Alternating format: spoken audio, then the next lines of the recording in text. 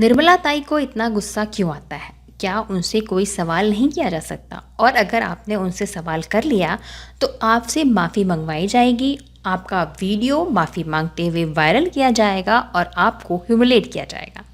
क्या भाजपा यही संदेश देना चाहती है? यह बात है 11 सितंबर की, जब तमिलनाडु के कोयम्बटूर में एक बिजनेस मीटिंग हुई थी जिसमें निर्मला ताई दूसरे बिजनेसमैन से मीटिंग कर रही थी। इसी मीटिंग के दौरान अन्नपूर्णा रेस्टोरेंट के मालिक और जाने माने बिजनेसमैन श्रीनिवासन ने निर्मला सीतारमण से सवाल किया। उन्होंने जीएसटी की जटिल प्रक्रिया को आसान करने की मांग रखी। उन्होंने उदाहरण देते हुए अपनी समस्याओं को समझाया और कहा कि जीएसटी की प्रक्रिया इतनी जटिल है कि उनके कंप्यूटर भी इसका कैलकुलेशन नहीं कर पाते। उन्होंने उदाहरण देते हुए कहा कि मिठाइयों पर 5% जीएसटी है, नमकीन पर 12% जीएसटी, बन पर कोई जीएसटी नहीं है, वहीं क्रीम पर 15% जीएसटी। लेकिन यही क्रीम अगर बन में लगा दी जाती है तो उस पर 18% जीएसटी हो जाती है। हमारे ग्राहक हमसे कहते हैं कि आप बन और क्रीम हमें अलग अलग दे दीजिए, हम खुद लगाकर खा लेंगे। निर्मला ताई स्टेज पर तो उनकी बात सुनकर मुस्कुरा दी, लेकिन फिर यह हुआ जो अब पूरा देश देख रहा है।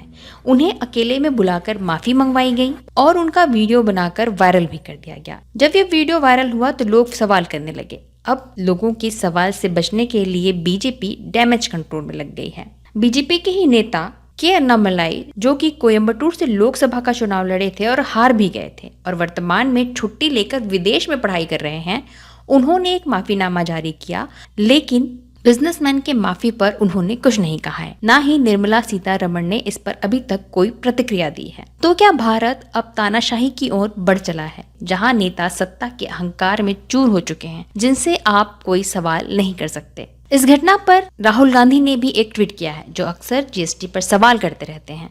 उनका कहना है, जब कोयम्बटूर में अन्नपूर्णा रेस्टोरेंट जैसे छोटे व्यवसाय के मालिक हमारे सार्वजनिक सेवकों से एक सरल जीएसटी व्यवस्था की मांग करते हैं तो उनके अनुरोध को अहंकार और पूरी तरह से अपमान के साथ खारिज कर दिया जाता है।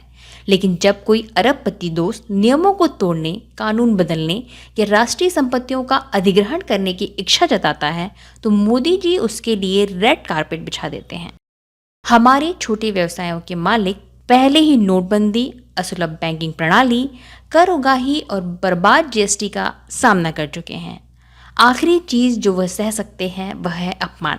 लेकिन सत्ता में बैठे लोगों का अहंकार आहत होता है तो लगता है कि अपमान ही वो चीज है जो वे देना चाहते हैं।